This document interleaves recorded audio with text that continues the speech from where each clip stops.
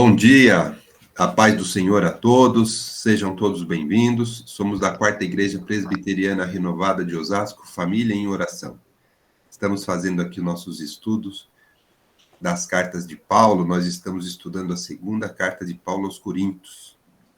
E aí, antes da gente dar sequência aqui, eu vou pedir para o pastor Vanderlei fazer uma oração para a gente estar iniciando os nossos trabalhos. E aí, depois eu vou passar a palavra para o Edgar. Pastor Vanderlei? Amém. Amém. Quero cumprimentar a todos com a santa e bendita paz do Senhor Jesus e que esse domingo seja um domingo de muita bênção para todos que vão participar da escola dominical. Pai amado, em nome do Senhor Jesus, eu quero agradecer, meu Deus, porque nós temos a oportunidade de aprendermos a Tua palavra, Pai. Deus amado, em nome do Senhor Jesus, eu peço que o Senhor esteja usando o Edgar, o Marcelino como professor para nos ensinar. Pai amado, e abra o nosso entendimento para entendermos, Pai amado, tudo que será exposto aqui. Também, Pai amado, nesse momento, quero abençoar a família do Vilmar. Pai amado, dá aquela graça, aquela bênção para essa família. Pai amado, que o Senhor esteja presente a cada membro, Pai, dando consolo, dando a bênção que cada um necessita, Pai. Em nome de Jesus. Amém. Amém. Deus que abençoe. Amém. Amém. Obrigado, pastor. Então, nós estamos aqui na segunda carta de Paulo aos Coríntios, e hoje nós vamos iniciar um capítulo novo, nós vamos iniciar o capítulo 11, né? A gente já aprendeu até o capítulo 10, e a gente agora vai iniciar o capítulo 11. Então, o capítulo 11, o que tem lá dentro, né? Nós vamos ler, nós vamos ver, o Edgar vai trazer para a gente. O que nós temos no capítulo 11? No capítulo 11, Paulo continua fazendo aquela que a gente chama de defesa do apostolado dele, né?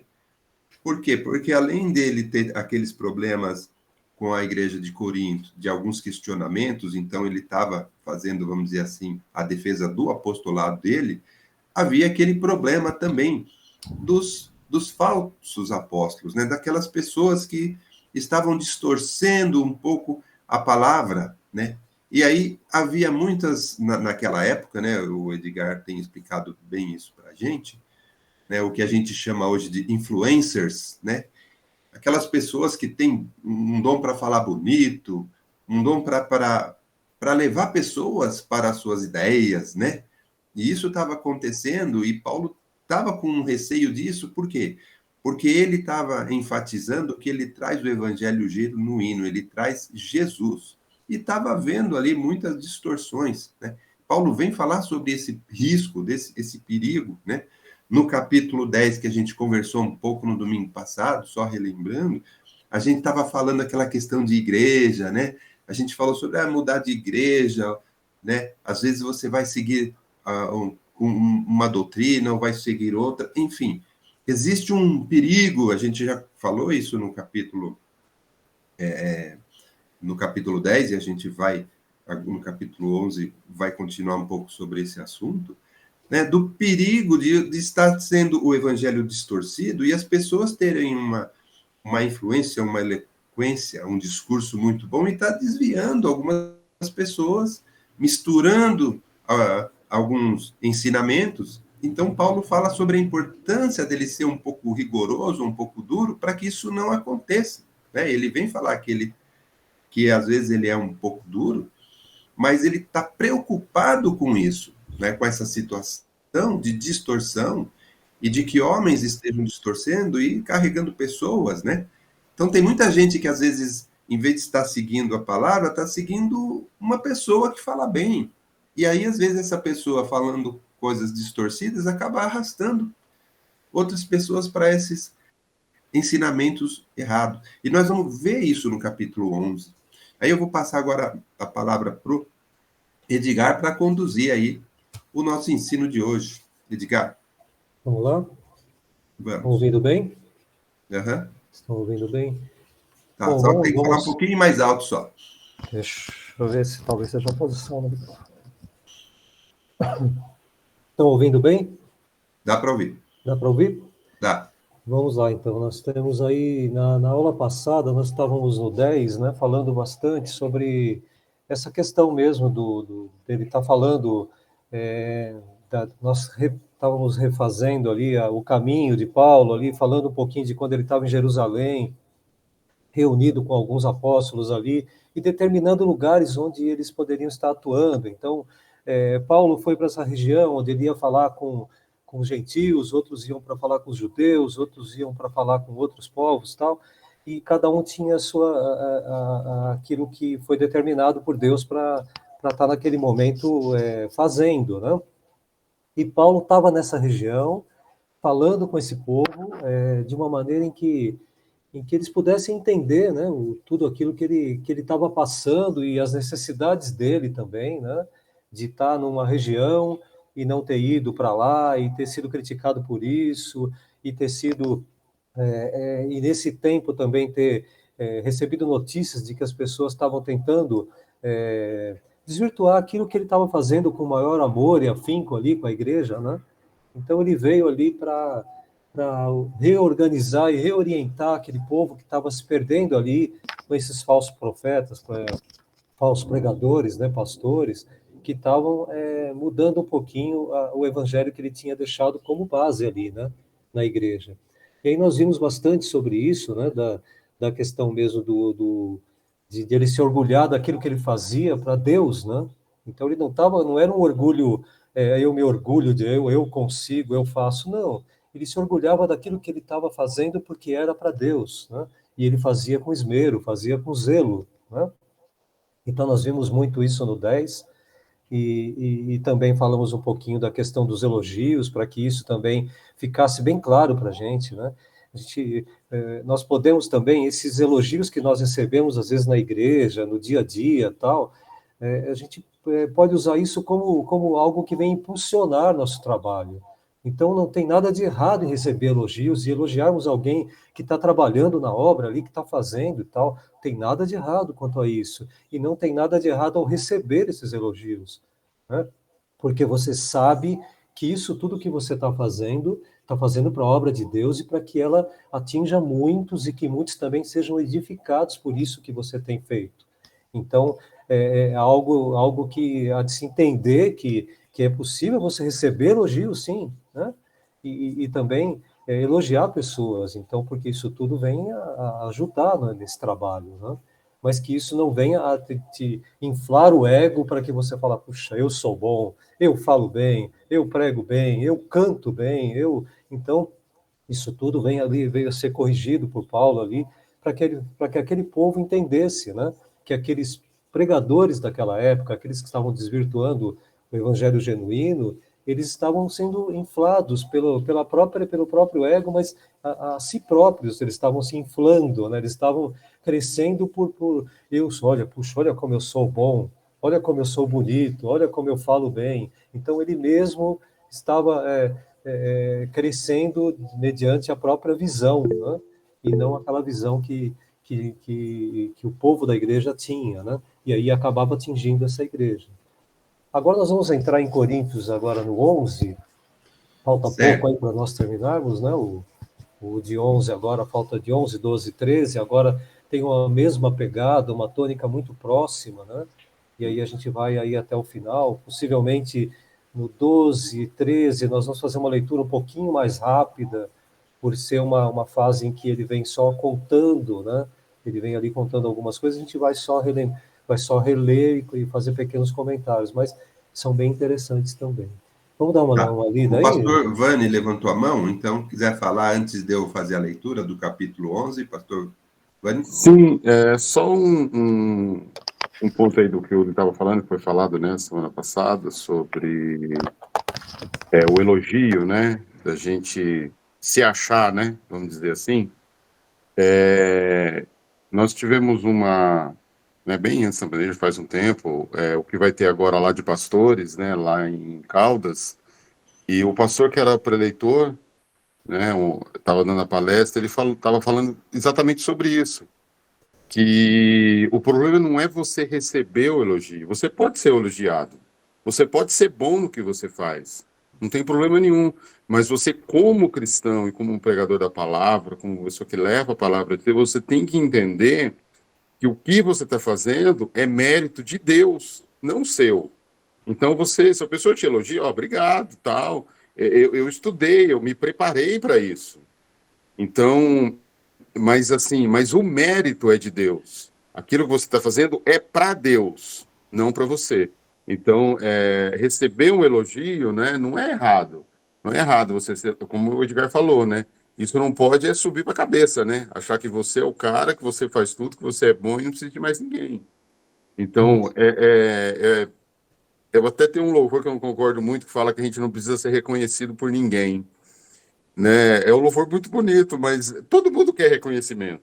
Todo Inclusive, mundo Paulo gosta não de receber um cantaria, né? elogio. Hein, Vani? Paulo não cantaria esse louvor.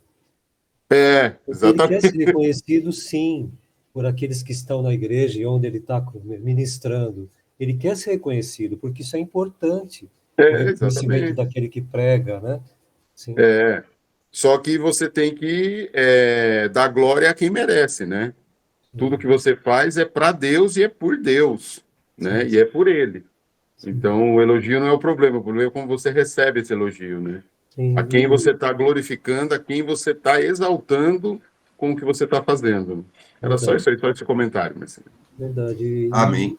Antes de ler um Glória a pouquinho, Deus. hein, Glória a Deus que Marcelino? nos capacita. E mediante Posso isso ler? também, hein, só um segundo, Tá. Marcelino, eu penso assim também, Vani, que algumas coisas a gente está se gloriando hoje em dia por serem escassas no nosso meio, né? Houve época em que você ser honesto era algo, por exemplo, era algo comum. Alguns não eram honestos, mas a honestidade teria que ser base para o homem ou para a mulher, a honestidade, o cuidado com os outros e tal. Quer dizer, eu cuido dos outros. Oh, puxa, isso deveria ser inerente do ser humano, né? Porque ele vive num grupo onde ele tem que cuidar um do outro. Então as pessoas, eu sou honesto, grande coisa que você é, né? Você deveria ser honesto como todos, né? Não Verdade. deveria ser uma exceção ser honesto, né? Não deveria ser um diferencial, deveria ser a tônica, né? Então, eu sou cuidadoso, zeloso com a palavra. Puxa, e aí, qual a vantagem não? Qual a diferencial? Você tem que ser. Não é você é diferente dos outros. Você deveria ser como todos deveriam ser, né? Zeloso com a palavra, né? Então, zeloso com a palavra deveria ser algo tônica, né? Não uma exceção. Então, a gente está vivendo muito na exceção. Eu não roubo, não pego nada de ninguém. Puxa, né? Isso não seria o básico para o ser humano, né? Então não precisa ser grandes coisas para ser. Então algumas coisas a gente está começando a viver na exceção, né? Então é engraçado isso, né? Mas vamos lá, Marcelo, vamos Tá. ler. Vamos ler então, vamos iniciar aqui o capítulo 11, vamos ler o versículo 1, 2 e 3. Né? E aqui já vai dando a tônica, né, do capítulo. Né? Então vamos lá, versículo 1, 2 e 3. Versículo 1. Eu gostaria que vocês me suportassem, mesmo quando sou um tanto louco. Por favor, me suportem. O mesmo zelo que Deus tem por vocês, eu também tenho. Porque vocês são como uma virgem pura que eu prometi dar em casamento somente a um homem, que é Cristo. Pois assim como Eva foi enganada pelas mentiras da cobra, eu tenho medo de que a mente de vocês seja corrompida e vocês abandonem a devoção sincera e pura a Cristo. Olha que três versículos ali que são importantíssimos, né? São coisas que, mesmo quando ele fala suportem, ali no sentido de ser louco, né? Ele está falando ali porque quando ele está começando ali com aquele, agora a gente vai vendo todo o discurso dele durante o 11 agora, o capítulo 11, nós vamos ver que ele está falando algo que não deveria ser necessário, né? Assim, você está se passando por louco para que você consiga colocar na mente daqueles que estão ali algo que deveria ser percebido naturalmente, né?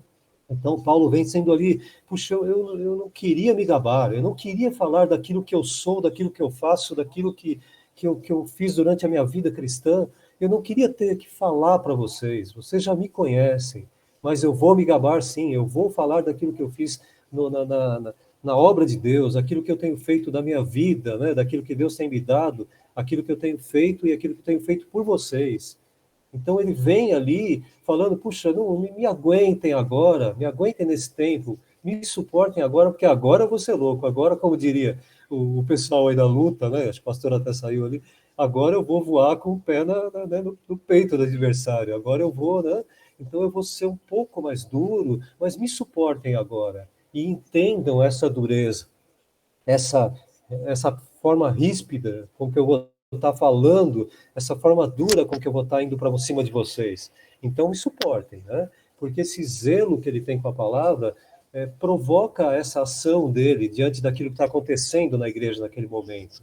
Então, quando ele fala no 2 ali também, que o zelo que ele tem é semelhante àquele zelo que o pai tem com a filha, né? Naqueles costumes, tanto do judaico, do judeu, quanto daquele povo de grego, eles tinham esse costume naquela época ainda, de uma sociedade, na sociedade deles, o costume de casamento ainda era, o pai tinha a filha, e aquela filha era cuidada, e era acompanhada passo a passo, e dia a dia, e muito de perto, para que ela não cometesse erros que viessem a desonrar a família, né? E ela própria, né? A própria filha ali, né? Então o pai acompanhava muito, ele preservava muito aquela filha, para que no momento do casamento, que já era naquele costume daquela época, determinado muito tenramente, muito inicialmente, no começo né, quando menina ainda, os meninos ainda eram ali com acertos entre famílias, e o casamento ainda era dessa maneira, então era determinado que iam casar futuramente, então o pai ali mantinha aquela filha de uma maneira em que ela ficava pura até o casamento, né? E aí ele dava em casamento aquele da outra família, aquele menino, do rapaz da outra família. Isso tudo existia ali nos costumes, né? O costume de manter isso e ter como prova de que isso tudo aconteceu, né? E era algo para preservar aquela virgem, aquela menina, né? A filha, né? E aí quando eles iam para o casamento, após a noite de núpcias e tudo mais, no casamento, o pai retirava lençóis mesmo, vamos abrir o assunto mesmo de uma forma bem clara, retirava os lençóis da cama, né, e guardava. Isso era uma prova de que essa menina tinha sido preservada até o casamento. Preservada, cuidada e entregue para o casamento de uma maneira pura, né? Uma pureza. E aí isso tudo era prova, para que em determinado momento, se o noivo falasse, ela não era pura, ela não foi preservada, eu fui enganado, vamos dizer assim, vai, de alguma maneira, estou abrindo claramente esse assunto, né? E aí o que acontece? O pai falava, não, está aqui a prova, eu preservei sim, não venha falar que não foi preservado assim. Então, existia um zelo, existia um cuidado tão grande com a filha, tão grande com aquela que ia ser, né, com a noiva, né? Assim como ele tinha esse cuidado com a igreja, que era a noiva de Cristo. Esse cuidado que o pastor Vanderlei tem com a noiva de Cristo, que somos nós, a igreja. Então ele cuida, ele vai, ele zela pelos irmãozinhos, ele cuida ali de cada um, ele cuida das ovelhas ali, ele tem essa obrigação de cuidar. Isso é algo que está incumbido, é a incumbência do pastor, ele vai pastorear, ele vai cuidar para que aquelas ovelhas estejam sempre no caminho correto, para que nenhuma desvie ali, se desviar ele vem e puxa com o cajado, ele quebra a perna para que ela não vá mais para aquele lado, ele cuida, ele mantém ela ali no aprisco, ali, ele mantém ali no cercado, no caminho correto, para que ela chegue nas passagens verdejantes onde possa se alimentar corretamente. Então ele cuida disso tudo, né, como diz a palavra. E Paulo estava preocupado com essa igreja da mesma forma que o pai cuidava da filha. Então, ele vem citando isso de uma maneira bem clara para que eles entendam, né? Como fazia parte dos costumes deles, né? Isso também era citado por Paulo para que fizesse sentido para eles, né? Então, era uma sociedade que era algo que havia uma espécie de uma transição, né, do pai, né, para o marido que ia que ia se casar com essa filha. Então era um momento de transição, né, da filha sair dali da casa dos pais e ir para a casa do marido e formar a sua família, né? Então era algo que Paulo tinha que falar. Quando ele falou no 3 ali também sobre Eva, né, e as mentiras da cobra, o diabo ali jogando algo que corrompesse essa pureza, né, que existia ali, que algo que entrasse o pecado, era muito próximo do que aqueles falsos mestres e pastores e pregadores estavam fazendo naquela época, corrompendo, lançando palavras que não estavam de acordo com aquilo que Deus queria para aquela igreja, e ao lançar tudo aquilo, corrompia a igreja, corrompia essa noiva, e corrompia Eva, simbolizada ali, né? Então, houve algo que ele tinha medo que aquilo se repetisse, que aquela igreja se corrompendo fizesse como Eva. Então, ele vem citando algo que já era conhecido, né? E algo que fizesse sentido para eles naquele momento. E ali, tanto zelo para a noiva e tanto zelo para Eva, isso tudo causou esses dois textos como algo que fizesse sentido para eles, né? Então, essa devoção sincera e pura a Cristo, que a igreja deveria ter naquela época, estava sendo corrompida pelos falsos pregadores. Então, ele veio para alertar e colocando algo que era, né, interessante para eles. Vamos seguindo? Posso fazer uma observação? Fale. Esse versículo 3, né, ele é muito importante, porque, Paulo, por que eu estou fazendo isso? Né? Qual é a preocupação minha? Qual é meu medo? Né? A minha preocupação é que a mensagem ela seja distorcida, né? Então ele tá falando, eu preciso ser dessa forma, né? Um tanto quanto mais criterioso, direto, né? Eu preciso ser mais assertivo aí com vocês, né? Vocês vão ter que me suportar aí, porque é importante isso que eu estou falando, para que não seja distorcido, né? Então, quando a gente fala assim, né? Um exemplo, poxa, é importante, né? O pastor está ali. Pessoal, é importante que a gente estude a palavra. Por quê? É importante que a gente estude a palavra. Para que quando a gente for questionado sobre alguma coisa, a gente saiba a resposta, a gente saiba se posicionar, e para que a gente também não fique exposto a, de repente, uma versão distorcida de alguma coisa que faça com que quem não está bem embasado vá, né, atrás disso. Então, Paulo está colocando aqui, nesse versículo 3, o medo que ele tem de um desvio, de uma igreja que está começando agora, vamos chamar assim, né, na época dele, mas e já tem que começar direitinho, tem que começar embasada. E ele falou, e eu sou esse cara que vai ter que embasar, vou ter que endurecer, vou ter que falar direitinho com vocês aqui, porque é muito importante, porque existe esse medo aí de uma distorção, né, que a mensagem possa ser corrompida aí, né, por pessoas que não estão adequadamente preparadas, né? Sim. Eu coloquei ali o pastor quer falar. Falei. Só uma observação aqui que tem tudo a ver com os nossos dias, né? A preocupação de Paulo e queria manter a igreja. Primeira coisa, a igreja pura. Depois, livre de falsas doutrinas e do viver mundano. Então, são as três coisas que Paulo estava preocupado. É o que nós também hoje devemos nos preocupar, né? Como a igreja, como noiva de Cristo, como pura, né? Nós temos que ter um cuidado.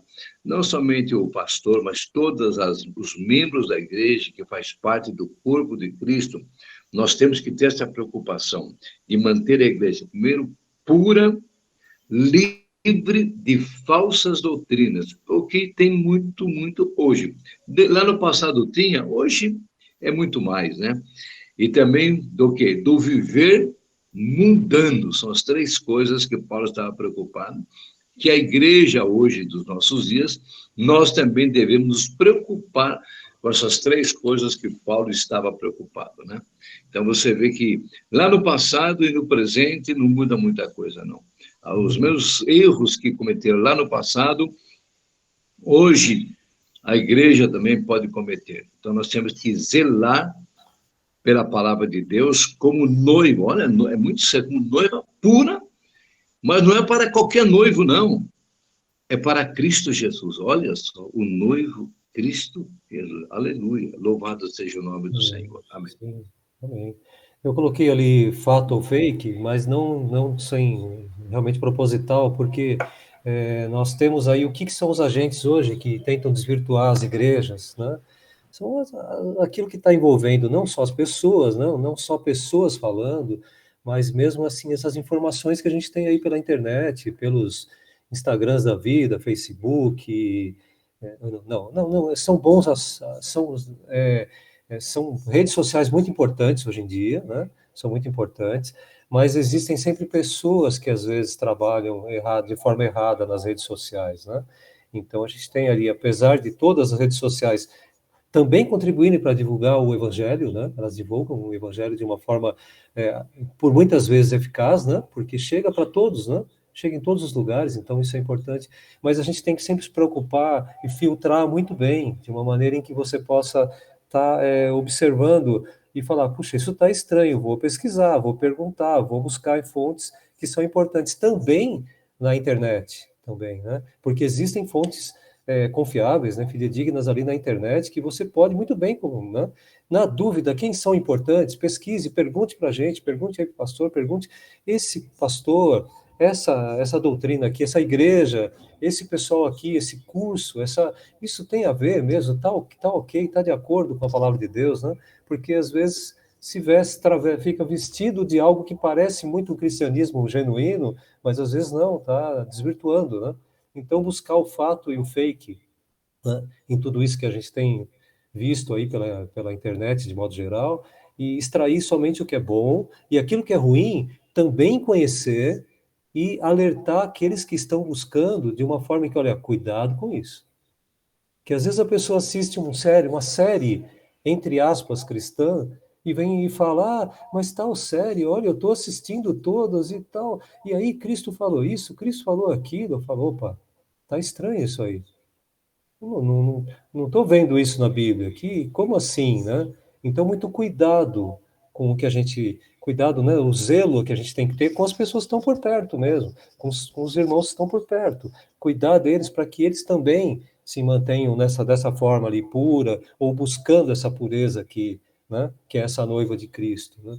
Então, os cuidados têm que ser com cada um, como o pastor falou, e também, principalmente com o pastor, né? De observar tudo que está acontecendo, os movimentos que estão por perto e como a igreja está reagindo, né? A importância de conhecer a palavra, como a Rosa está falando, conhecendo a palavra fica mais difícil ser corrompido, né? Então, por isso que a pessoa, mas eu não sei se está certo. Mas você já leu a Bíblia para saber se está certo? Algum dia você já foi buscar a fonte ali? Então, quanto mais você lê, quanto mais você fica, né, com a palavra de Deus ali pronta para ser confrontada com o que tem acontecido no dia a dia, a chance diminui de você ser enganado, né? A chance diminui de você se corromper. Então você fala, posso fazer isso ou não? Você não vai ter mais dúvida, você nem vai perguntar, né? Você já sabe. Agora as pessoas hoje em dia leem muito pouco, se aperfeiçoam muito pouco na palavra, né? Tem pessoas que é muito comum hoje em dia, eu estudo tudo sobre física quântica. Eu sei tudo sobre física quântica, mas é cristão. E quantas vezes você lê os textos bíblicos, né? Então você erra mesmo, né? Como o Marcelo está falando, por não conhecer a palavra, né? Então você vê assim, o quanto você estudou da palavra de Deus para que quando você estiver estudando ciência lá, física quântica, você estiver com seus colegas estudando, em determinado momento alguém comenta alguma coisa e você vai ter resposta, sabe? Então, mas eu tenho que me aperfeiçoar para ser o melhor profissional. Sim, mas esse conhecimento da palavra tem que estar sempre acompanhando o seu crescimento também intelectual, para que esse crescimento intelectual não venha sobrepor esse conhecimento da palavra. Você conhece pouco a palavra e muito de alguma ciência. Então, essa ciência começa a sobrepor sobre o conhecimento bíblico. Então, você já começa a achar que esse seu conhecimento, né, adquirido de forma intelectual, ali só para é maior do que esse da Bíblia. E aí você já começa a ficar botando em dúvida, em xeque ali, opa, será que é ou não é? E aí já começa a questionar. Então, quando ela cresce, o conhecimento bíblico e intelectual, de modo geral, secular, isso tudo começa a criar condições para você entender de uma forma melhor e não questionar de uma forma errada o Evangelho, né? Então, às vezes a pessoa cresce tanto intelectualmente que já começa a questionar a palavra de Deus. Isso é muito comum. A pessoa começa a abandonar e falar, agora eu já sei de tudo. Pastor? Sim, só quero dar dentro dessa palavra, um testemunho dos falsos mestres, né? E a preocupação que a igreja, que os pastores, né, o conselho tem quando alguém começa a fazer visitas em muitas igrejas, não querendo julgar que a nossa igreja é melhor, de jeito nenhum, mas existe uma preocupação. Um tempo aqui, eu estava pastoreando, lá em Americana, eu fiz discipulado com uma família, e especialmente com um senhor que tinha um certo vício, e foi difícil, até que, graças a Deus, ele foi liberto do vício. Nós esperamos um período, aí eu fiz o discipulado, eu fiz os primeiros passos para que ele fosse batizado, e 2 dias antes do batismo, eu estava orando e eu senti de ir lá na casa dele, para ver se estava tudo bem. Aí, quando eu cheguei lá, ele estava recebendo uma pessoa. Aí eu achei estranho, e o que a pessoa estava falando com ele? Eu sentei, né? Entrei, sentei, fiquei observando. Aí a pessoa estava falando para ele o seguinte: olha, isso é esse vício que você abandonou, a Bíblia não precisa falar, não fala nada disso, não. Não precisa deixar o vício, não. Falou mal cara de pau. Imagine eu como pastor, a vontade que eu quis, né, de realizar naquela hora. Pôr a mão na cabeça dele e expulsar o demônio, né? Mas como tem que ser meio prudente, eu não fiz isso. Aí esperei, falei uma palavra muito séria dentro da casa. A pessoa depois era da família, olha só. E a pessoa estava o quê? Não deu para a pessoa ir embora porque ela estava instalado lá. Ela tinha chegado de São Paulo para a Americana, ficou lá na casa dele, da família, e veio na hora, era no domingo era o batismo, e na sexta-feira ele chegou. Quer dizer, por uma confusão na cabeça dessa pessoa. Mas graças a Deus que a pessoa, depois conversei, foi batizado mais para frente. Então, o que eu quero dizer? Às vezes a pessoa se empolga, porque não, esse aqui é uma bênção, toma cuidado. Por isso que é importante a igreja participar da escola bíblica dominical. E como sempre, todos nós falamos, é importante você ter a sua experiência com Deus, e para ter essa experiência com Deus, você tem que ler a Bíblia e orar. Então, esse falso mestre, que era de uma igreja X, nossa, eu fiquei horrorizado, né? Horrorizado. Mas depois, graças a Deus, conseguimos, né, pela misericórdia de Deus, restaurar a vida espiritual novamente daquela pessoa para ser batizada. Amém. Amém, amém. Amém. É necessário conhecimento mesmo, né, pastor? E também, mesmo quando visitar alguém ou visitar uma igreja, com esse conhecimento, isso te dá condições de ouvir, filtrar. E até mesmo observar o que está sendo ensinado errado para orientar aqueles que possivelmente vão visitar ou possivelmente vão na casa de alguém ou tal, que esse tipo de coisa pode acontecer e que, olha, já sabendo que isso não é de Deus e que vocês têm uma postura diferenciada, né? Então, quando se conhece a palavra, você, ao visitar, você já consegue filtrar na hora que algo está errado. Então, não há um problema. Você não corre esse risco, né, tão grande quanto não falta do conhecimento. Viu? Só uma palavrinha, porque tem muitas igrejas muito abençoadas, muito abençoadas. Então, não é que você não deve ir, você tem que estar bem estruturada, porque tem igreja que nos abençoa, não é só a nossa igreja, tem igreja que é abençoadíssima.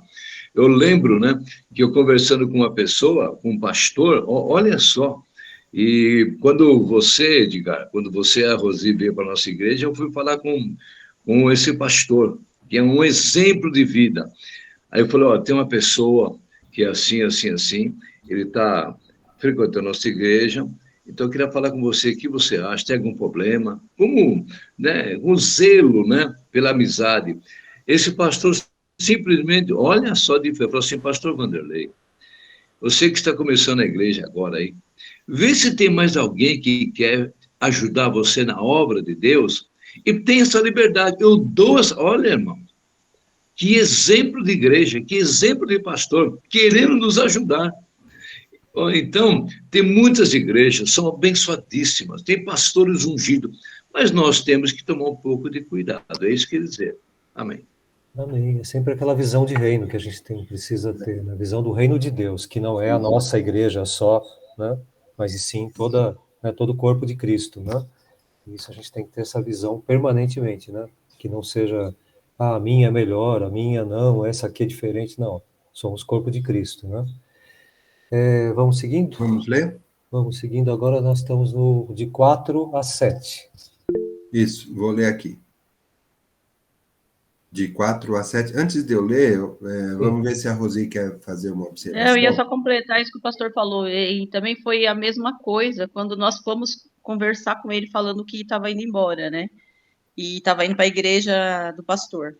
Nossa, ele ficou feliz, foi tão engraçado que ele não ficou triste que a gente estava indo embora. Ele ficou feliz e abençoou, falou, não, pode ir, irmãos, aquela igreja é uma igreja abençoada, conheço o pastor, e vocês podem ir tranquilo, eu sei que vocês vão ser bênção lá naquele lugar, né? E abençoou a gente e ficou feliz que a gente estava indo. Eu achei bem interessante, porque, assim, ele não ficou triste que a gente estava indo embora, porque ele sabia que ele sempre falou, ele tinha visão de reino, né? Ele falava exatamente isso, ele tinha visão de reino, e sabia que a gente ia continuar sendo parte do mesmo corpo, né? Então, isso foi bem legal, só para completar. Tá bom. Então, eu vou ler aqui do 4 até o 7, né? E Paulo vem confirmar essa questão aí dos superapóstolos, entre aspas, né, que podiam estar distorcendo. Então, vamos lá, do 4 ao 7. Porque vocês suportam com alegria qualquer um que chega e anuncia um Jesus diferente daquele que nós anunciamos, e aceitam um espírito e um evangelho completamente diferente do Espírito de Deus e do evangelho que receberam de nós. Eu não acho que tenho menos valor do que esses tais superapóstolos, entre aspas. Talvez eu seja um principiante no falar, mas no conhecimento não sou. Sempre e em todas as situações, temos dado prova disso a vocês. Pequei porventura, humilhando-me a mim mesmo, porque vós fosseis enaltecidos, porque de graça vos anunciei o evangelho de Deus? Olha que interessante. Esse 7, de 7 para frente, eu devia ter até colocado na outra tela, ele já começa com uma parte onde ele vem argumentando defesas ali, né? Ele vai, 7, 8 e tal, ele vai com defesas daquilo que ele está achando necessário, né? Porque existem momentos na vida que você precisa se defender, sim. Você precisa justificar aquilo por que você está fazendo, justificar para as pessoas entenderem que você tem idoneidade, você tem conhecimento, você tem capacidades que às vezes não estão sendo valorizadas até, né? E valorizadas não no sentido de que você é valorizado, mas sim as capacidades são valorizadas. Aquilo que foi dado para você seja valorizado. Deus te deu a palavra e essa palavra tem que ser enaltecida, tem que ser conhecida como algo que é de Deus, mas que você conhece. Então, assim, ele está mostrando, ele não está mostrando. Eu sempre faço essa comparação de cinema e filme, mas eu vou fazer de TV e programa de TV. Você não se preocupar muito com que tipo de TV, aparelho, o filme ou o documentário está passando. Você fazer o comentário do filme em si, da história do filme, da história do que está sendo projetado, e não do aparelho em que está recebendo tudo isso.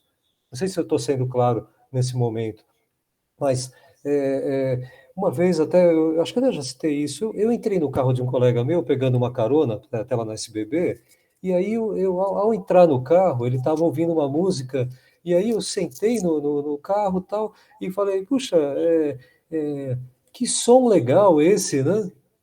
Aí quando eu comentei isso, que som legal, ele comentou assim, uma marca X com tanto de capacidade de, né, tal, de sabe, eu não entendo muito bem de rádio, mas uma capacidade de som muito boa. Ele começou a explicar o que era o rádio que ele tinha lá. O rádio, maneira de dizer, né, o aparelho que estava instalado no carro dele. Mas eu estava querendo falar da música que ele estava ouvindo. Mas aí, para não ficar chato, eu falei, muito bom mesmo, a gente ouve com um som perfeito, tal, um som parece que não tem distorção, tal. Eu comentei uma coisa assim, mas na verdade eu estava falando da música em si, porque eu gostava daquela música que estava tocando, né? Então, às vezes a gente está elogiando a maneira em que o pregador está pregando, mas não está se atendo ao texto em que ele está falando. Então, às vezes ele pega um texto que às vezes nem é tão profundo ali, mas você presta tanto atenção na maneira, né? Na maneira em que ele tá falando e não se atém muito aos detalhes do texto. Então, o que eles estavam fazendo? Eles estavam se preocupando mais com as vestimentas, a maneira que ele falava, a eloquência, a facilidade para falar, e aquilo tudo estava sobrepondo a essência que era o texto bíblico, que era aquilo que era mais importante naquele momento, que deveria ser ressaltado e que deveria ser preservado como genuíno ali, como o texto que tinha sido pregado como de Deus ali, né, para aquele povo. Então, não se ater ao aparelho de TV, e sim ao que passa na TV, à informação que vem da TV. Pode ser uma pequena TV, uma TV até de não tanta qualidade como TV, mas a qualidade da informação que vem dela é que importa, né? Então, assim, captar aquilo que é importante. Quando você vê um professor, que às vezes um professor magrinho, baixinho, sobrancelhas emendando aqui, narigudo, não sei o que e tal, ali todo, né? E aí fala, isso aí não sai nada dele, isso aí não sabe nem falar direito, né? E aí a mensagem dele é profunda, mas a pessoa está se atendo a quem está falando. Ele não fala direito, ele está gaguejando, mas olha a mensagem que ele está passando. Então a gente tem que se ater à mensagem e não ao meio da mensagem, não à mídia ali, né, o que está, né, sendo. Na verdade, é o texto e não ao aparelho. Então vamos lá. Quando ele fala ali, no 4, né, que eles estavam, para você ter uma ideia, para vocês terem uma ideia de que eles estavam recebendo um Jesus diferente ali, que estava sendo anunciado de uma forma diferente. E aquele povo estava aceitando aquele Jesus Cristo pregado de uma forma diferente. Então ele estava ali no 5, ele fala, eu não acho que tem menos valor do que tais superapóstolos, no sentido de assim, de contar de uma maneira em que eles têm valor, no sentido de falar bem, de se comportar ali, de ter o posicionamento ao falar, ao ministrar, todo mundo falar, puxa, isso é importante, é a maneira de falar, mas eles não têm conteúdo qualificado, não têm conteúdo correto. Então ele fala, olha, eles são bons mesmo no que fazem, na maneira que fazem, mas não corretamente. Agora, eu aqui tenho conhecimento para passar e vocês sabem disso. Talvez eu seja até principiante ao falar, porque esses apóstolos se prepararam há muito tempo nas melhores escolas ali da grega, onde desde pequeno, eles tinham o costume de chegar nos plenários ali e começar a falar e a ouvir um grande filósofo falando de uma maneira bonita. Então ele falava, olha como fala bonito. E desde pequeno ele falava, quero falar como esse mestre filósofo aí. Então eles já cresciam preparando-se para falar em público, né? Então eles eram preparados há muito tempo para falar em público, como quase todos os gregos daquela época, né? Eles corriam muito, eles perseguiam isso, né? Como foco, eu tenho que falar bem em público, porque eu vou ser reconhecido. Quem é o Vani? Está querendo falar? Isso. Vou resumir uma história bem assim rapidinha, que eu vi de um pastor, ele falando que levou uns amigos a uma igreja, né, umas pessoas que estavam um tempo já afastadas, e quando chegou lá, não era a pessoa que ele esperava que ia pregar.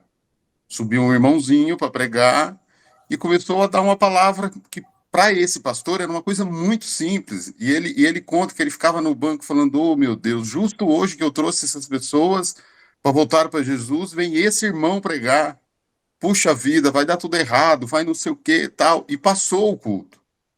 Ele falou, e eles sentaram separados, era ele e mais 4, E eles sentaram separados na igreja, porque a igreja estava cheia.